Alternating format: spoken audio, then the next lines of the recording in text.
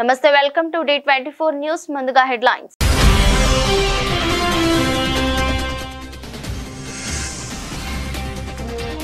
మోదీని కలిసిన శ్రీలంక మాజీ క్రికెటర్లు. జయసూర్య విజ్ఞప్తికి స్పందించిన ప్రధాని.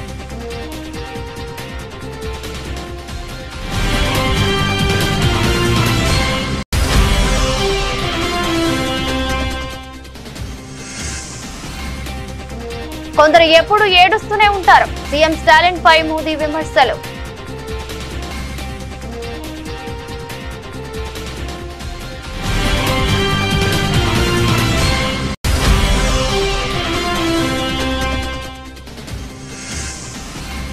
తెలంగాణలో కొత్తగా ఎన్నికైన ఎమ్మెల్సీల ప్రమాణ స్వీకారం. వారితో ప్రమాణ స్వీకారం చేయించిన శాసన మండలి చైర్మన్ గుత్తా సుఖేందర్ రెడ్డి.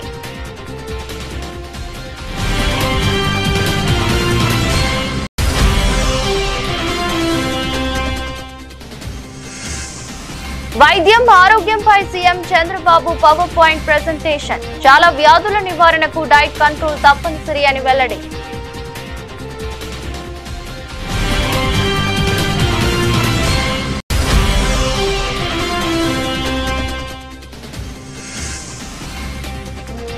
తెలంగాణలో స్థల సేకరణలో చొరవ తీసుకోండి. సీఎం రేవంత్ రెడ్డికి కిషన్ రెడ్డి లేఖ.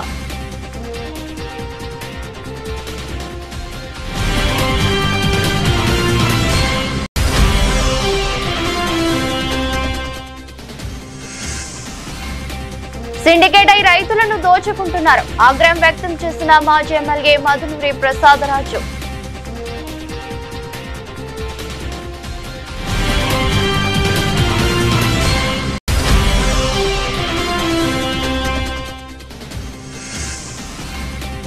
బీఆర్ఎస్ నేత మన్నే క్రిషాంక్ కు గచ్చిబౌలి పోలీసుల సమన్లు. ఈ నెల 9, 10వ తేదీలో గచ్చిబౌలి పోలీస్ స్టేషన్ కు రావాలని నోటీసులు.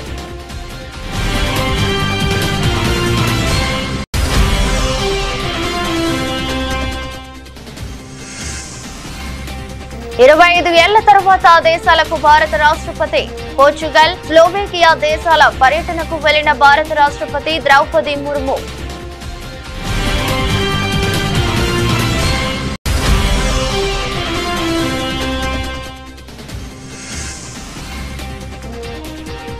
పోలీస్ స్టేషన్లోనే నిందితుడిపై రుబాబు. టీడీపీ మహిళా నేతపై కేసు నమోదు.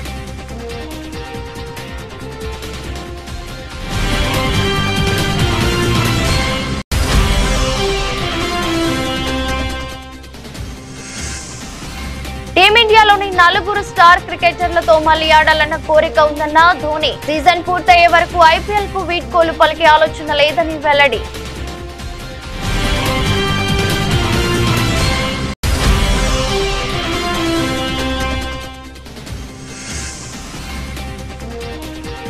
స్టాక్ మార్కెట్లకు బ్లాక్ మండే. 10 సెకండ్లలో 19 లక్షల కోట్ల సంపద ఆవిరి.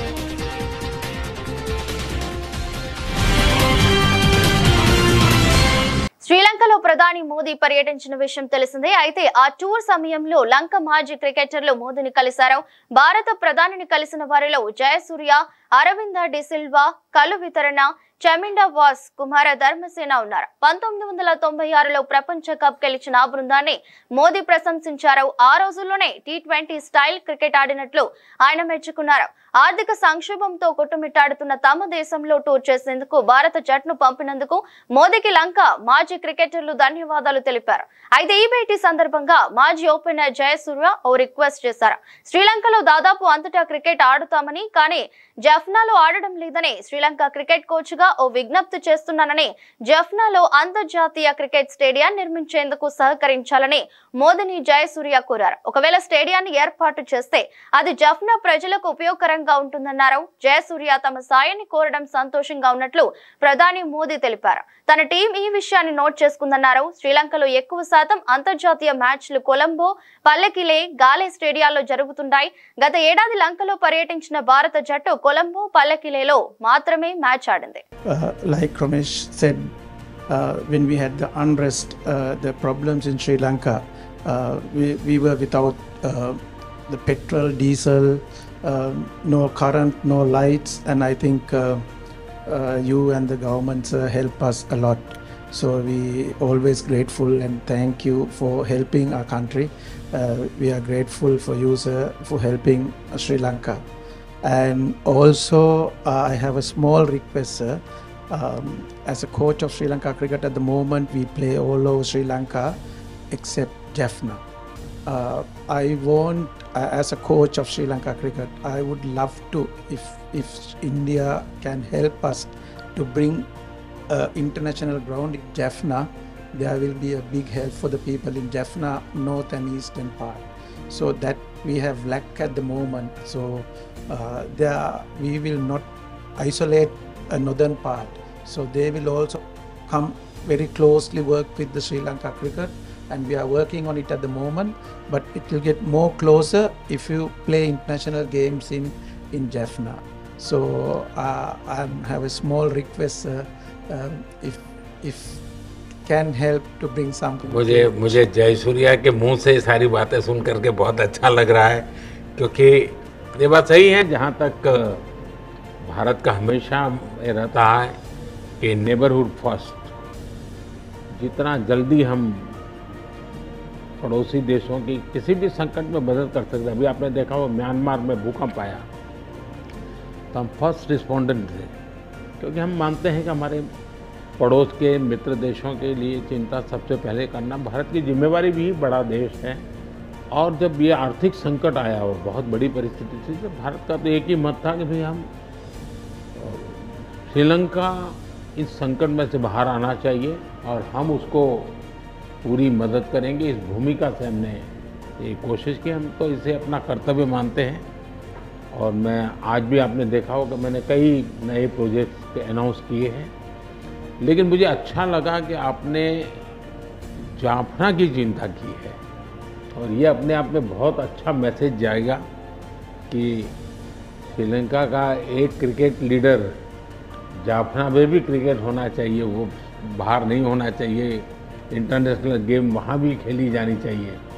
ये विचार अपने आप में बहुत बड़ी ताकत देता है, और मैं आपको विश्वास देता हूँ मेरी टीम इस पर ज़रूर कुछ नोट करेगी कैसे किया जा सकता है। लेकिन मुझे अच्छा लगा आप लोगों ने समय निकाला, पुरानी यादें ताज़ा हुई, सबके चेहरे देखने को मुझे मौका मिल गया।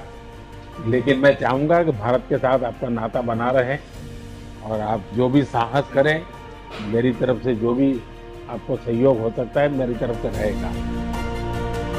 తమిళనాడులోని రామేశ్వరంలో జరిగిన బహిరంగ సభలో ప్రధాని మోదీ ప్రతిపక్షాలపై విమర్శలు గుప్పించారు. ముఖ్యంగా తమిళనాడు ముఖ్యమంత్రి స్టాలిన్ చేసిన ఆరోపణలను ఆయన ఖండించారు. కేంద్ర ప్రభుత్వం తమిళనాడుకు భారీగా నిధులు కేటాయిస్తుందని, గత ప్రభుత్వంతో పోలిస్తే 3 రెట్లు ఎక్కువ నిధులు ఇచ్చామని మోదీ స్పష్టం చేశారు. కొందరు కారణం లేకుండానే ఎప్పుడు ఏడుస్తూ ఉంటారు అంటూ స్టాలిన్ సహా ఇతర పార్టీల నేతలపై మోదీ వ్యంగ్యాస్త్రాలు సంధించారు. కేంద్ర ప్రభుత్వం నిధులు ఇవ్వటం లేదని, తమిళనాడును విస్మరిస్తుందని స్టాలిన్ చేసిన ఆరోపణలను ఆయన పరోక్షంగా తిప్పికొట్టారు. గత దశాబ్దంలో తమిళనాడు అభివృద్ధికి కేంద్రం భారీగా నిధులు కేటాయించిందని, రైల్వే ప్రాజెక్టులకు నిధులు గణనీయంగా పెంచామని మోదీ వివరించారు. తమిళనాడు అభివృద్ధికి కేంద్రం కట్టుబడి ఉందని పునరుద్ఘాటించారు. కేంద్రం తమకు నిధులు ఇవ్వటం లేదని స్టాలిన్ చేస్తున్న ఆరోపణలను మోదీ ఖండించారు. विकसित भारत के सफर में तमिलनाडु का बहुत बड़ा रोल है। मैं मानता हूं तमिलनाडु का सामर्थ्य जितना ज्यादा बढ़ेगा, भारत की ग्रोथ उतनी ही तेज होगी। बीते दशक में तमिलनाडु के विकास के लिए 2014 से पहले की तुलना में 3 गुना ज्यादा पैसा सेंटर से दिया गया है। जब इंडी अलायंस की सरकार थी, डीएम के उस सरकार में विराजमान थे, तब जितना पैसा मिला उससे 3 गुना मोदी सरकार ने दिया है। इससे तमिलनाडु की इकोनॉमिक और इंडस्ट्रियल ग्रोथ में बहुत बड़ी मदद मिली है। நண்பர்களே, வளர்ச்சியடைந்த பாரதம் நோக்கிய பயணத்தில் தமிழ்நாட்டிற்கென மிகப்பெரிய பங்கு இருக்கின்றது. தமிழ்நாட்டின் வல்லமை எத்தனை அதிகம் உயர்கிறதோ, பாரதத்தின் வளர்ச்சியும் அந்த அளவுக்கு விரைவாகும் என்று நான் கருதுகிறேன். கடந்த 10 ஆண்டிலே தமிழ்நாட்டின் வளர்ச்சிக்காக 2014ஆம் ஆண்டிற்கு முந்தைய காலத்துடன் ஒப்பு நோக்கும் போது திராவிட முன்னேற்றக் கழகத்தின் ஆட்சி கூட்டணியில் இருந்தபோது இருந்ததை விட 3 மடங்கு அதிக நிதியை மத்திய அரசு అளித்திருக்கிறது.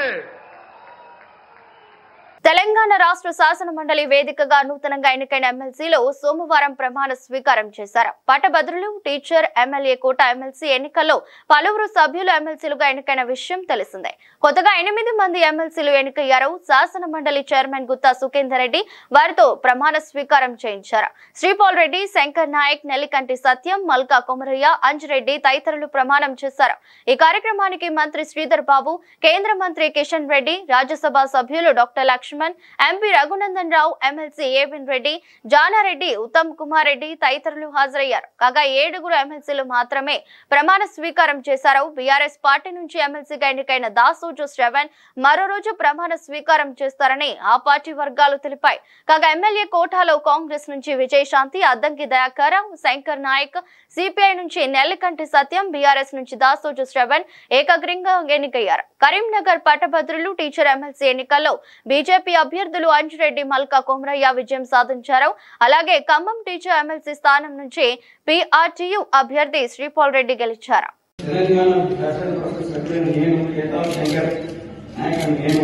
సభా నియమాలకు కట్టుబడి ఉంటానని, వాటిని అనుసరిస్తానని, సభా మర్యాదలను పాటిస్తానని, సాంప్రదాయాలను గౌరవిస్తానని దైవసాక్షిగా ప్రమాణం చేస్తున్నాను. తెలంగాణ శాసన పరిషత్ సభ్యులైన అత్యంత దయాకరని నేను సభా నిర్ణయాలకు కట్టుబడి ఉంటానని, వాటిని అనుసరిస్తానని, సభా మర్యాదలను పాటిస్తానని, సంప్రదాయాలను గౌరవిస్తానని దైవసాక్షిగా ప్రమాణం చేస్తున్నాను.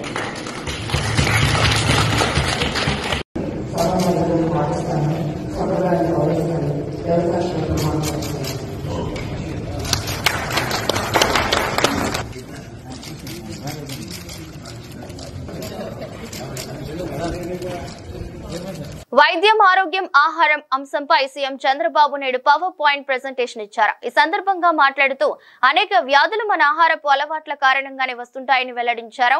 చాలా వ్యాధుల నివారణకు డైట్ కంట్రోల్ చేసుకోవడం తప్పనిసరి అని పేర్కొన్నారు. అదెలాగో కూడా చంద్రబాబు వివరించారు. 4 సభ్యులున్న కుటుంబంలో ఉప్పు నెలకు 600 గ్రాములు మాత్రమే వాడాలి. వంట నూనె కూడా నెలకు 2 లీటర్లు మాత్రమే వాడాలి. చక్కెర కూడా నెలకు 3 కిలోలు వాడితే సరిపోతుంది. సమతుల్యమైన డైట్ తీసుకోవడం ద్వారా ఆరోగ్యంగా ఉండొచ్చని అధ్యయనాలు చెబుతున్నాయి. ముఖ్యంగా ఉప్పు వంటి నూనె, చక్కెర తగ్గిస్తే ఆరోగ్య సమస్యలు దరిచేరవు. ప్రతిరోజు అరగంట పాటు వ్యాయామం చేయాలని రాష్ట్ర ప్రజలను కోరుతున్నా, వీలైతే ప్రాణాయామం చేయాలని పిలుపునిస్తున్నా. ఇటీవల రూపొందించిన న్యూట్రిఫుల్ యాప్ కు స్కోచ్ అవార్డు లభించింది. ఈ యాప్ ను 4 లక్షల మంది డౌన్లోడ్ చేసుకున్నారని వివరించారు. ఇక్కడ ఇవి చూసిన తర్వాత మా వాళ్ళు టాప్ 10 డిసీజెస్ కంట్రోల్ చేయడానికి ప్రపంచం అంతా ఎలాంటి ఎక్స్పెరిమెంట్ చేశారు అనే దానికి ఒక ఇది చేశారు. అందులో మీరు చూస్తే WHO కూడా ఒక అసెస్మెంట్ ఇచ్చారు. ఆ అసెస్మెంట్ ఏంటంటే as on today 4 member family, ఈ 4 మెంబర్ ఫ్యామిలీ సాల్ట్ 5 గ్రాములు పర్ డే, మంత్లీ 30 రోజులు కాబట్టి వాళ్ళ అందరికి 600 గ్రాములు సాల్ట్ వాడితే ఆ ఫ్యామిలీ ఐడిల్. అదే సమయంలో ఆయిల్ 15 ml పర్ డే చొప్పున 1800 ml అంటే 2 లీటర్లు అప్రాక్సిమేట్ గా వాడితే that is the ideal. Sugar 25 గ్రాములు 30 రోజులు 3000 గ్రాములు, దగ్గర దగ్గర 3 kgs. అంటే ప్రతి ఒక్కరు 4 ఉండే ఫ్యామిలీ యావరేజ్ న 600 గ్రాములు సాల్ట్, 1800 అంటే 2 లీటర్లు ఆయిల్, 3000 గ్రాములు అంటే 3 కేజీలు షుగర్. ఇది 600 గ్రాములు అంటే 0.6 kgs ఆఫ్ సాల్ట్. మనం తెలియసో తెలియకుండా ఉప్పు ఎక్కువ వేసేసుకుంటున్నాం, బాగా టేస్ట్ ఉంటుందని. అక్కడి నుంచి ఈ ప్రాబ్లమ్స్ అన్ని స్టార్ట్ అవుతున్నాయి. This is ideal diet. రెండోది కూడా నేను చూశాను నిన్న, one of the best diet. Residential school కి వెళ్ళాను నిన్నే అందుకమ్మా. 7 times స్మాల్ మీల్ ఇస్తున్నారు. మార్నింగ్ నిద్ర లేస్తానే మిల్క్, బ్రేక్ఫాస్ట్, చిక్కీ ఒక స్నాక్, లంచ్, ఈవినింగ్ ఒక స్నాక్, మళ్ళా డిన్నర్, మళ్ళీ ఒక ఫ్రూట్ పడుకునే ముందు. Ideal food. ఈ 7 వల్ల పీరియాడికల్ గా స్మాల్ డోసెస్ ఏది గ్లూకోజ్ లెవెల్స్ కంటిన్యూగా పనిచేస్తున్నాయి. అంటే ఎక్కువ రైజ్ అయిపోదు, తగ్గదు, ఎనర్జీ లెవెల్స్ కన్సిస్టెన్సీ ప్రెగ్నెన్సీ ఉంటుంది, స్లీప్ బాగుంటుంది, గ్రోత్ బాగుంటుంది. That is the ideal situation. అందరూ 6 సార్లు గాని స్మాల్ మేల్ గాని ప్రాక్టీస్ చేయగలిగితే దట్ విల్ ది బెస్ట్. రెండోది నేను చెప్పింది ఇది కూడా, ఏదైతే 600 గ్రాములు సాల్ట్, అదే మరి 2 లీటర్లు మాక్సిమం ఆయిల్, ఇంకొక పక్కన 3 కేజీలు షుగర్, ఈ 2 తంబు రూల్ కింద గాని ఫ్యామిలీస్ అన్ని ప్రాక్టీస్ చేయగలిగితే చాలా డిసీజెస్ మనం కంట్రోల్ చేసుకునే పరిస్థితి వస్తుంది. కేంద్ర ప్రభుత్వం తెలంగాణలో నిర్మిస్తున్న జాతీయ రహదారులకు అవసరమైన భూసేకరణ ప్రక్రియను రాష్ట్ర ప్రభుత్వం వెంటనే పూర్తి చేయాలని కేంద్ర బొగ్గు గనుల శాఖ మంత్రి బీజేపీ రాష్ట్ర అధ్యక్షుడు కిషన్ రెడ్డి కోరారు. భూసేకరణ ప్రక్రియపై వ్యక్తిగతంగా చొరవ చూపాలని సీఎం రేవంత్ రెడ్డికి ఆదివారం లేఖ రాశారు. రాష్ట్రంలో 2500 కిలోమీటర్ల పొడవైన జాతీయ రహదారుల ప్రాజెక్టులు వివిధ దశల్లో ఉన్నాయి. అందులో రీజనల్ రింగ్ రోడ్డు కాకుండా 12,613 కోట్ల అంచనా వ్యయంతో 691 కిలోమీటర్ల పొడవు నిర్మిస్తున్న 16 జాతీయ రహదారుల ప్రాజెక్టులు వివిధ దశల్లో ఉన్నాయి. వీటి నిర్మాణానికి 1,550 హెక్టార్ల భూమి అవసరం ఉంది. ఈ స్థల సేకరణకు సంబంధించి రాష్ట్ర ప్రభుత్వ అధికారులకు కేంద్ర రోడ్డు రవాణా, జాతీయ రహదారుల మంత్రిత్వ శాఖ, జాతీయ రహదారుల సంస్థ అధికారులు పలుసార్లు లేఖలు రాస్తే ఇప్పటి వరకు 904 హెక్టార్ల భూమి రాష్ట్ర ప్రభుత్వం స్వాధీనం చేసింది. ఇంకా 646 హెక్టార్ల భూమి ఇవ్వాలి. రాష్ట్ర ప్రభుత్వం సకాలంలో స్థలాన్ని సేకరించేస్తే ఆయా ప్రాజెక్టులను సకాలంలో పూర్తి చేయడానికి కేంద్ర ప్రభుత్వానికి వీలుంటుందని కిషన్ రెడ్డి పేర్కొన్నారు. రాష్ట్రంలో కూటమి నేతల చేతుల్లో ఆక్వా రంగం ఉండటంతో ఇష్టారాజ్యంగా వారు ఆక్వా రైతులను దోచుకుంటున్నారని వైఎస్ఆర్సీపీ పశ్చిమ గోదావరి జిల్లా అధ్యక్షుడు మాజీ ఎమ్మెల్యే ముదునూరి ప్రసాదరాజు మండిపడ్డారు. భీమవరంలో మీడియాతో మాట్లాడుతూ కూటమి నేతలు ఆక్వా సంస్థలను అడ్డం పెట్టుకుని సిండికేట్ గా మారి రైతులను నిలువు దోపిడీ చేస్తున్నారని ఆగ్రహం వ్యక్తం చేశారు. టారిఫ్ల సాకుతో ఆక్వా రేట్లను గణనీయంగా తగ్గించి వేశారని ధ్వజమెత్తారు. ఆక్వా రైతులకు అండగా నిలవాల్సిన ప్రభుత్వం కూటమి నేతలకే కొమ్ము కాస్తుందని అన్నారు. ఒకటైతే గమనించాలి, జనరల్గా ఇప్పుడు ఈ సిండికేట్గా ఏర్పడినటువంటి ఎక్స్పోర్టర్స్ అందరూ కూడా మరి ఇప్పుడు ఉన్నటువంటి ప్రభుత్వానికి మద్దతుదారులు. దానివల్ల ఈ ప్రభుత్వంలో ఉన్నటువంటి నాయకులు ఎవరు కూడా వారిని నియంత్రించేటువంటి పరిస్థితి వాళ్ళకి లేదు. ఇవాళ ఎక్స్పోర్ట్, అమెరికా ఎక్స్పోర్ట్ పేరుతోటి 50 రూపాయలు 40 రూపాయలు తగ్గించున్నారు. మొత్తం ఎక్స్పోర్ట్లో ఓన్లీ 30% ఓన్లీ అమెరికా ఎక్స్పోర్ట్, కనుమ చైనా 20% ఎక్స్పోర్ట్, ఇతర దేశాలు కనుమ 50% ఎక్స్పోర్ట్. 30% ఎక్స్పోర్ట్ అయ్యేటువంటి అమెరికా సుంకాన్ని దృష్టిలో పెట్టుకుని అమెరికాలో దిగుమతి అయ్యేటువంటి ఆహార ఉత్పత్తులకి ట్యాక్స్ వేస్తే దాన్ని వంకగా తీసుకుని ఈ రోజున ఇక్కడ 40 రూపాయలు 50 రూపాయలు మాట్లాడితే తగ్గించడం, మరి రైతులు దీని మీద చాలా ఒత్తిడికి గురవుతూ ఉన్నారు. ఎందుకనంటే అసలు దీంట్లో 20 కౌంట్ నుంచి 50 కౌంట్ వరకునే అమెరికా ఎక్స్పోర్ట్ అవుతుంది. మరి 70 కౌంట్ నుంచి 100 కౌంట్ దాకా అమెరికా ఎక్స్పోర్ట్ చేసుకోదు. కానీ ఆ రేటు కూడా మరి 100 కౌంట్ రేటు కూడా తగ్గించడం ఆశ్చర్యంగా ఉంది. మరి ఎవరికైనా ఎక్స్పోర్ట్కి నష్టం వస్తుందని అంటే టక్కనే రేట్లు పెంచేస్తున్నారు. ఇదే రకంగా గతంలో కూడా ఫీడ్ రేట్లు గతంలో ఉన్నటువంటి ముడి సరుకు పెరిగింది.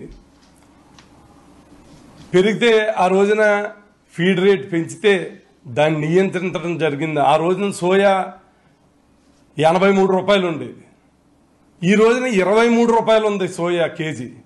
కానీ మరి దాన్ని నియంత్రించి మేత రేట్లు తగ్గించవలసినటువంటి బాధ్యత ఈ ప్రభుత్వానికి ఉంది.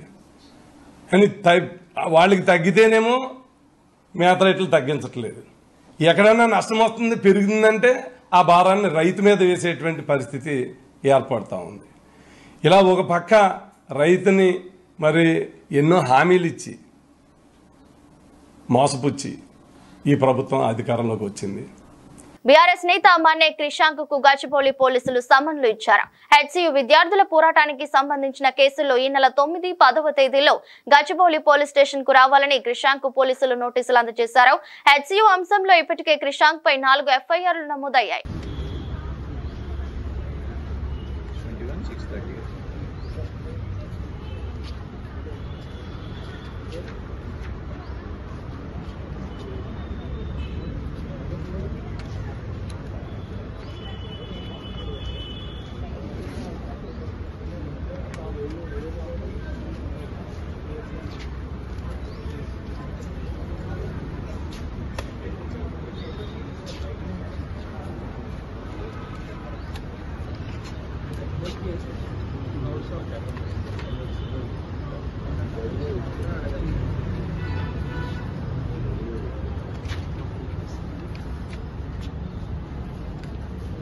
ये मिला पैड मिला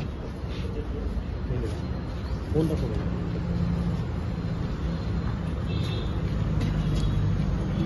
వైసీపీ ఎంపీ మిథున్ రెడ్డికి సుప్రీంకోర్టులో భారీ ఊరట లభించింది. ఏపీ లిక్కర్ స్కామ్ వ్యవహారంలో మిథున్ రెడ్డిని అరెస్ట్ చేయవద్దని ఏపీ సిఐడిని ధర్మాసనం ఆదేశించింది. తాము తదుపరి ఉత్తర్వులు ఇచ్చేంత వరకు ఆయనపై చర్యలు తీసుకోవద్దని ఆదేశాలు జారీ చేసింది. వైసీపీ ప్రభుత్వ హయాంలో మద్యం అమ్మకాలలో అక్రమాలు జరిగాయంటూ సిఐడి కేసులు నమోదు చేసింది. ఈ కేసులో పలువురిని నిందితులుగా చేర్చింది.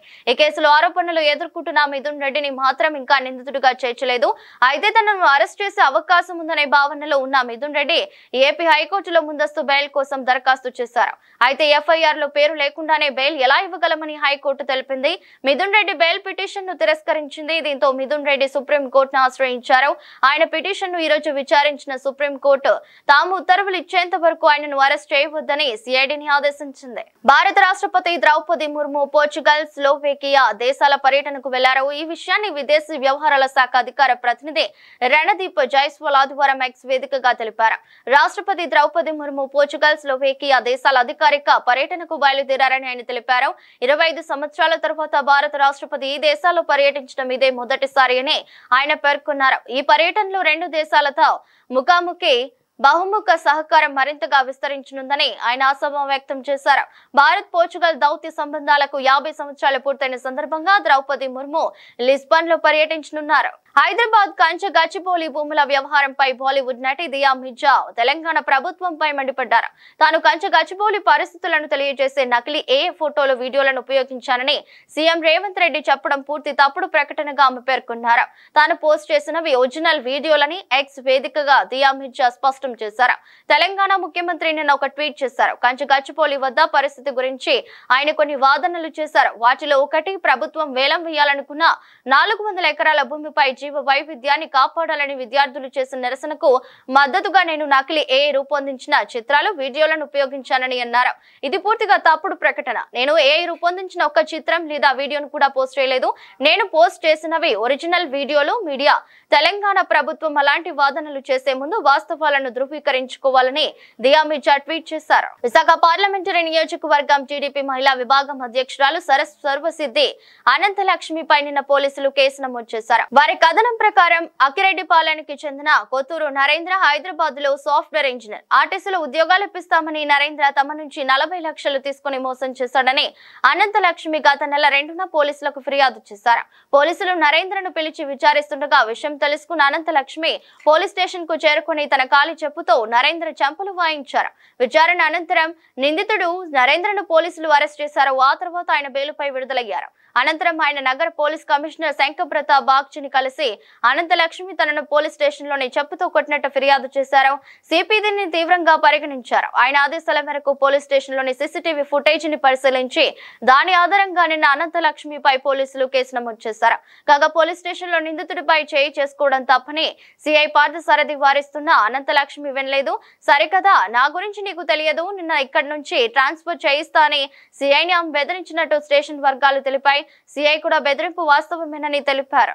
ఏపీలో ఈ రోజు నుంచి నెట్వర్క్ ఆసుపత్రుల్లో వైద్య సేవలు నిలిచిపోవడంపై ఏపీసీసీ చీఫ్ వైఎస్ షర్మిలారెడ్డి స్పందించారు.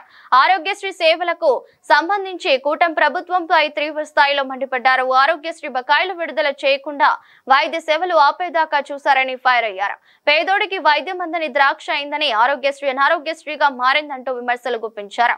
పేరుకు రైజింగ్ స్టేట్ కానీ వైద్య సేవలకు దిక్కులేదంటూ వ్యాఖ్యలు చేశారు. పేదోడి ఆరోగ్యానికి రాష్ట్రంలో భరోసా లేదన్నారు. ప్రజారోగ్యంపై కూటమి ప్రభుత్వానికి అంతులేని నిర్లక్ష్యం వహిస్తుందన్నారు. ఆరోగ్యశ్రీ సేవల కింద 3,500 కోట్లు పెండింగ్ పెట్టడం నిజంగా సిగ్గుచేటని ఆగ్రహం వ్యక్తం చేశారు. గత 9 నెలలుగా పూర్తి స్థాయిలో బకాయిలు విడుదల చేయకుండా వైద్య సేవలు ఆపేదాకా చూడటం అంటే ఆరోగ్యశ్రీపై సర్కారుకున్న చిత్తశుద్ధి ఏంటో అర్థమవుతుందన్నారు. పథకాన్ని నిర్వీర్యం చేసే కుట్రలో భాగమే ఇదంతా అంటూ ఆరోపించారు. కూటమి ప్రభుత్వం అధికారంలోకి వచ్చిన నాటి నుంచి ఆరోగ్యశ్రీ అనారోగ్యశ్రీగా మారిందన్నారు.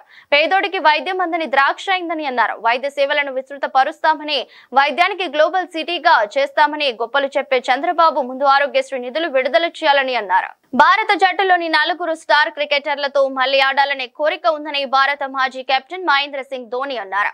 ధోని ప్రస్తుతం చెన్నై సూపర్ కింగ్స్ తరపున ఆడుతున్న విషయం తెలిసిందే. తాజాగా ఓ పాడ్కాస్ట్ లో ధోని పాల్గొనగా ఆ సందర్భంలో ఎదురైన ప్రశ్నకు ఆయన ఆసక్తికర సమాధానం ఇచ్చారు. మళ్లీ అవకాశం వస్తే గతంలో టీమిండియాలో అదరకొట్టిన వీరేంద్ర సెహ్వాగ్, సచిన్ టెండూల్కర్, సౌరవ్ గంగూలీ, యువరాజ్ సింగ్ లతో కలిసి ఆడాలని కోరుకుంటున్నానని అన్నారు. ఈ సందర్భంగా పలు విషయాలను ఆయన పంచుకున్నారు. 2007 టీ20 వరల్డ్ కప్ సమయంలో ఇంగ్లాండ్ తో జరిగిన మ్యాచ్ ను ధోని గుర్తు చేసుకున్నారు. నాడు యువరాజ్ సింగ్ బాదిన సిక్సర్లను గుర్తు చేస్తూ అందరూ ఆటగాళ్లు తమ జీవితాల్లో మ్యాచ్ విన్నర్లేనని వ్యాఖ్యానించారు.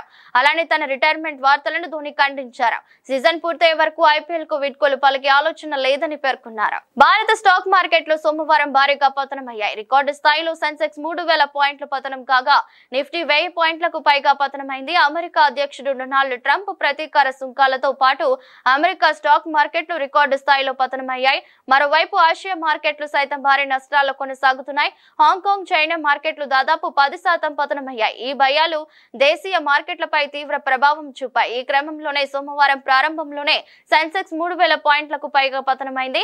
నిఫ్టీ 1000 పాయింట్లకు పైగా తగ్గింది. ప్రస్తుతం సెన్సెక్స్ 2540.33 పాయింట్లు తగ్గి 72,824.03 వద్ద కొనసాగుతుంది. నిఫ్టీ 817.5 పాయింట్లు తగ్గి 22,806.95 వద్ద సాగుతుంది. ఇక డాలర్ మారకంతో పోలిస్తే రూపాయి విలువ 30 పైసలు తగ్గి 85.74కి చేరింది.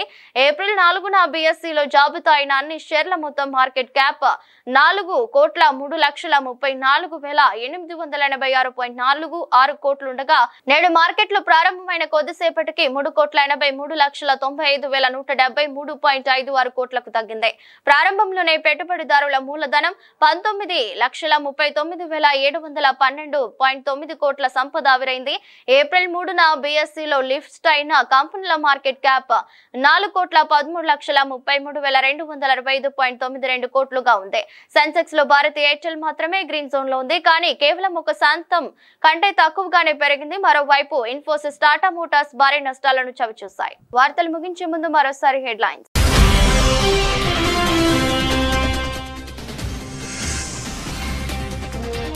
మోదీని కలిసిన శ్రీలంక మాజీ క్రికెటర్లు. జయసూర్య విజ్ఞప్తికి స్పందించిన ప్రధాని.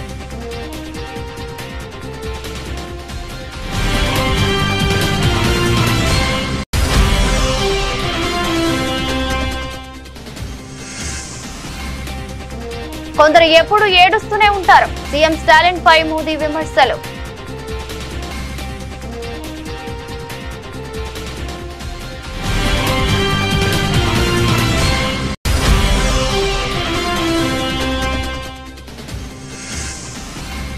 తెలంగాణలో కొత్తగా ఎన్నికైన ఎమ్మెల్సీల ప్రమాణ స్వీకారం. వారితో ప్రమాణ స్వీకారం చేయించిన శాసన మండలి చైర్మన్ గుత్తా సుఖేందర్ రెడ్డి.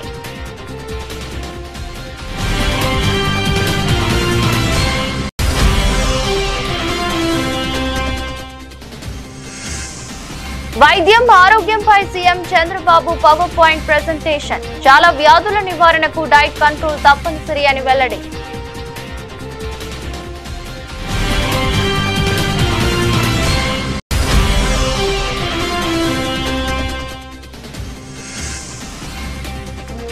తెలంగాణలో స్థల సేకరణలో చొరవ తీసుకోండి. సీఎం రేవంత్ రెడ్డికి కిషన్ రెడ్డి లేఖ.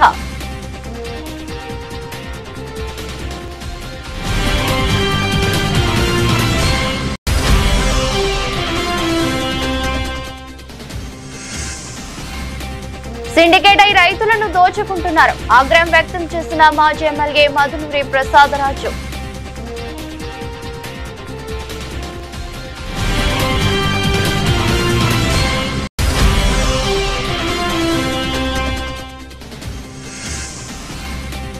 బీఆర్ఎస్ నేత మన్నే క్రిషాంక్ కు గచ్చిబౌలి పోలీసుల సమన్లు. ఈ నెల 9, 10వ తేదీలో గచ్చిబౌలి పోలీస్ స్టేషన్ కు రావాలని నోటీసులు.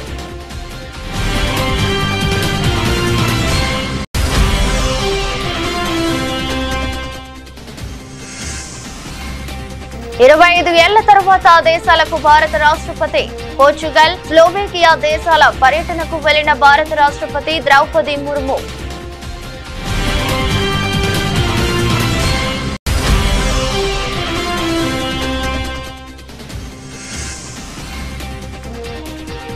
పోలీస్ స్టేషన్లోనే నిందితుడిపై రుబాబు. టీడీపీ మహిళా నేతపై కేసు నమోదు.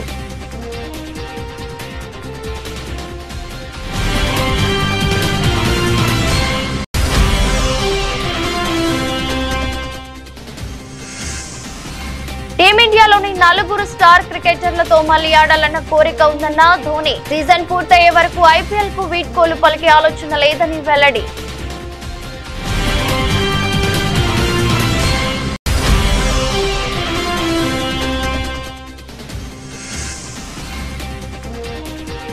స్టాక్ మార్కెట్లకు బ్లాక్ మండే. 10 సెకండ్లలో 19 లక్షల కోట్ల సంపద ఆవిరి.